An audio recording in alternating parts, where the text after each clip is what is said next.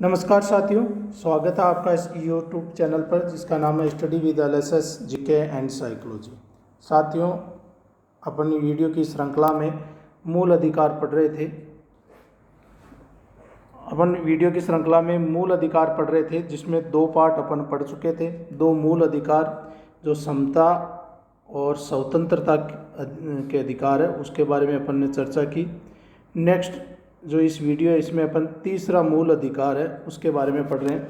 तीसरा मूल अधिकार है हमारा शोषण के विरुद्ध अधिकार। तो तीसरा मूल अधिकार शोषण के विरुद्ध अधिकार। इसके बाद में चौथा धार्मिक स्वतंत्रता का अधिकार, पांचवा सांस्कृतिक व शिक्षा संबंधी अधिकार और छठा जो अंतिम है संवैधानिक उपचारों का अधिकार। अनुच्छेद 32 तक अपन पढ़ेंगे। तो शुरू कर रहे हैं अपन।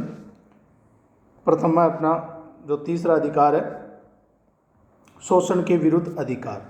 शोषण के विरुद्ध अधिकार अनुच्छेद 23 से लेकर 24 तक बताया गया है, जिसमें अनुच्छेद 23 जो बताता है कि मानव के क्रय विक्रय व बेगार पर रोक लगाई जाती है, जिसके अनुसार कि हमारे देश में अलग अलग तरीके से दास प्रथा वगैरह चलती थी, तो इस पर पूर्णतया रोक लगा दी गई।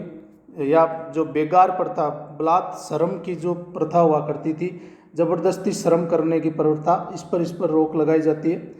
अनुच्छेद 23(2) इसमें एक क्लू डाला गया है कि ठीक है, मानव क्रय नहीं किया जा सकता, बेगार भी नहीं करवाई जा सकती, लेकिन अगर सरकार चाहे तो राज्य हित में किसी भी व्यक्ति को अनिवार्य श्रम की योजना लागू की जा सकती है। अगर राज्य का हित हो और सरकार चाहे तो जबरदस्ती प्रत्येक व्यक्ति से अनिवार्य श्रम करवा सकती है, जो कि इस पर एक निर्बंधन के रूप में आता है। दूसरा है अनुच्छेद 24, जिसमें बाल श्रम का निषेध है। तो इसमें 14 वर्ष से कम आयु के जो बच्चे हैं उनको कल कारखानों में नहीं लगाया जा सकता। अगर उनको लगाया जाता है तो स्पेशलिस्ट जो है उनको वो देनी पड़ती है। तो ये बाल श्रम के निषेध से संबंधित है। नेक्स्ट जो अपना है चौथा, धार्मिक स्वतंत्रता का अधिकार। धार्मिक स्वतंत्रता का जो मूल अधिकार है ये अनुच्छेद 25 से लेकर 28 तक आता है। इसमें अनुच्छेद 25 है अंतःकरण की स्वतंत्रता। अनुच्छेद 25 है अंतःकरण की स्वतंत्रता, यानी किसी भी धर्म को मानने की, उसका प्रचार करने की, उसका प्रसार करने की प्रत्येक व्यक्ति को स्वतंत्रता है। यहाँ पर एक अपवाद के रूप में अपन चलते हैं कि जैसे प्रत्येक व्यक्ति है वो हथियार लेकर नहीं चल सकता, लेकिन स्पेशली जो सिख समुदाय के लोग हैं, जो सिख धर्म के अनुयायी है, वो कृपाण धारण कर सकते हैं और उसको लेकर भी साथ चल सकते हैं, क्योंकि वो उनकी अंतःकरण की स्वतंत्रता यानी सिख धर्म के मानने का अंग समझा जाएगा, इसलिए उनको ये स्पेशलिटी छूट दी गई है। अनुच्छेद 26 से संबंधित अपन बात करें तो ये धार्मिक मामलों के प्रबंध की स्वतंत्रता देता है, यानी प्रत्येक व्यक्ति अपने धार्मिक मामले हैं उनके बारे में वो प्रबंध कर सकता है, व्यवस्था कर सकता है, संघ बना सकता है।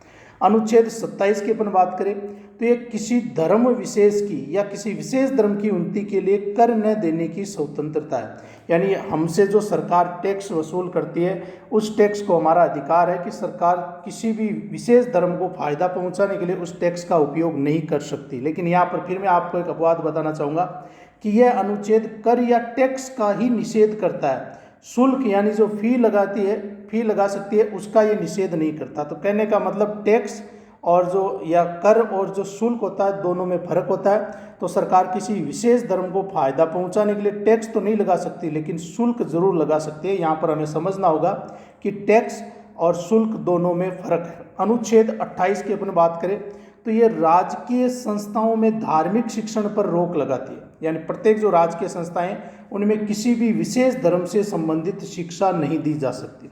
इसके बाद में अपन नेक्स्ट मौलिक अधिकार जो पढ़ते हैं वह संस्कृति व शिक्षा का अधिकार, जो कि अनुच्छेद 29 और 30 में आता है। इसमें अनुच्छेद 29 की अपन बात करें तो ये अल्पसंख्यक वर्गों के हितों की सुरक्षा करता है। अनुच्छेद 29 है वो अल्पसंख्यक वर्गों के जो हित है उनके बारे में सुरक्षा प्रदान करता है। अनुच्छेद 30 जो है ये अल्पसंख्यक वर्ग को शिक्षा संस्थाओं की स्थापना व उनका संचालन करने का अधिकार देता है, यानी अल्पसंख्यक जो लोग हैं वो अपनी संस्कृति को बचाने के लिए, अपनी शिक्षा को बचाने के लिए संस्थाओं का गठन कर सकते हैं और उनका संचालन कर सकते हैं। साथियों, जो अपना अंतिम मौलिक अधिकार होता है सबसे इम्पोर्टेंट है, जिसका नाम है संवैधानिक उपचारों का अधिकार। तो पहले तो अपने को इसका अर्थ समझना चाहिए कि संवैधानिक उपचारों का अधिकार से तात्पर्य क्या है। इसका अभिप्राय यह है कि नागरिक अधिकारों को लागू कराने के लिए न्यायपालिका की शरण ले सकता है। अगर किसी भी व्यक्ति के मौलिक अधिकारों का उल्लंघन हो रहा हो तो वो न्यायपालिका में जाएगा, और न्यायपालिका यहाँ पर 5 प्रकार की रिट्स लगाती है, 5 प्रकार के लेख जारी करती है, जिनके द्वारा उसका मौलिक अधिकारों का जो उल्लंघन है उनको रोका जाएगा। यहाँ पर मौलिक जो संवैधानिक उपचारों का अधिकार है, इसके बारे में कुछ कथन कहे गए हैं। डॉक्टर भीमराव अंबेडकर ने कहा है कि यह तो संविधान की हृदय व आत्मा है। तो डॉक्टर भीमराव अंबेडकर ने संवैधानिक उपचारों का अधिकार जो अनुच्छेद 32 में आता है, इसके बारे में कहा है कि यह संविधान की हृदय व आत्मा है। इनका एक दूसरा और कथन है डॉक्टर अंबेडकर का, इन्होंने कहा है कि अनुच्छेद 32 के बिना संविधान है वो पूरा शून्य हो जाता है। यानी अनुच्छेद 32 का इतना महत्व है कि इनकी नज़र में पूरा संविधान है वो शून्य हो जाता है।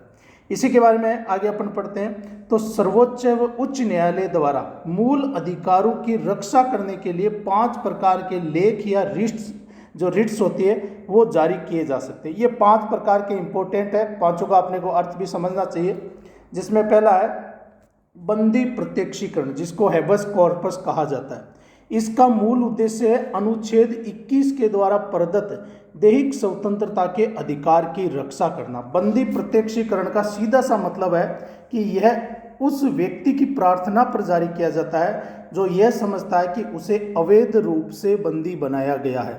अगर वो व्यक्ति खुद नहीं होकर उसका दूसरा प्रतिनिधि अगर ये यहाँ पर न्यायालय में शरण लेता है तो न्यायालय उसके एवज में भी है वो फैसला देगा, और न्यायालय ये आदेश देगा कि जो जिस व्यक्ति को बंदी बनाया गया उस व्यक्ति को निश्चित समय व निश्चित स्थान पर निश्चित प्रयोजन के लिए उपस्थित करे, जिससे न्यायालय ये जान सके कि उसे वैध रूप से बंदी बनाया गया है या अवैध रूप से। अगर बंदी बनाने का कारण अवैध होता है तो न्यायालय तत्काल उसे मुक्त करने की आज्ञा देता है। ये तो होता है बंदी प्रत्यक्षीकरण, जिसे हैबस कॉर्पस कहा जाता है। दूसरी जो रिट्स होती है उसे कहा जाता है परमादेश यानी मेंडेमस। इसका सीधा सा अर्थ होता है हम आदेश देते हैं। तो किसको आदेश देगा न्यायालय? ये ध्यान रखिएगा, लोक अधिकारी को आदेश देगा।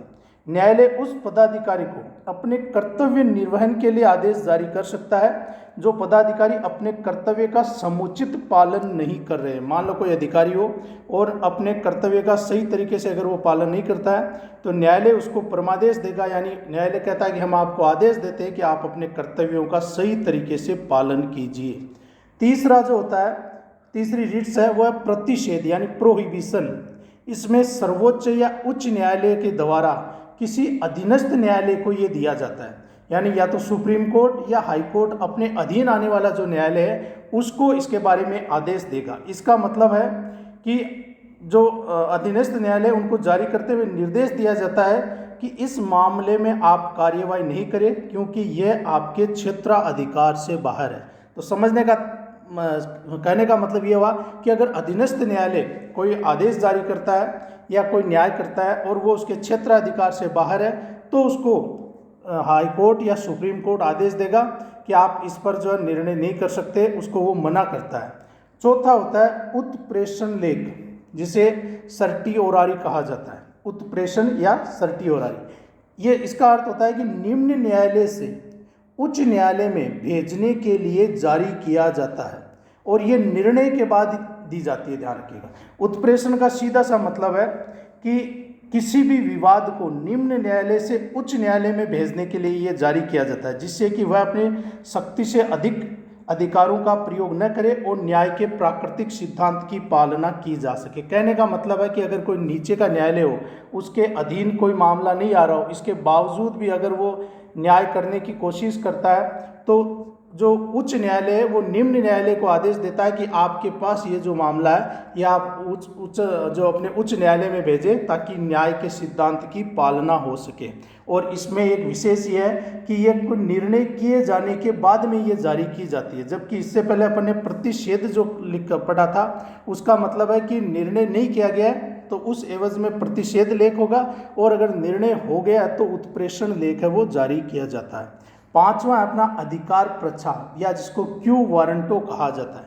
इसका मतलब होता है अवैध रूप से किसी सार्वजनिक पद को धारण करने के विरुद्ध जारी की जाती है। मान लो कोई अधिकारी या कोई भी व्यक्ति हो जिसका वो अधिकार भी नहीं हो और वो उसने सार्वजनिक पद है वो धारण कर रखा है, यानी जब कोई व्यक्ति गैर कानूनी तौर पर किसी सरकारी या अर्ध सरकारी या निर्वाचित पद को संभालने का प्रयास करे तो उसे ऐसा आदेश जारी किया जा सकता है कि वह किस आधार पर इस पद पर कार्य कर रहा है। और अगर वो अवैध होता है, वो कोई संतोषजनक जवाब नहीं दे पाता है, तो न्यायालय उस पद को रिक्त घोषित कर सकता है। ये अपने थी मूल अधिकारों से संबंधित जानकारी। आगे जब अपन अनुच्छेद पढ़ते हैं तो जो 32 के बाद में 33, 34 और 35 तक ये पढ़े जाते हैं, तो इनमें यही दिया गया कि किस प्रकार से अनुच्छेद 35 में जैसे दिया गया कि किस प्रकार से संसद इनकी पालना के लिए नियम बना सकती है, कानून बना सकती है, तो वो इससे ज़्यादा इम्पोर्टेंट नहीं है।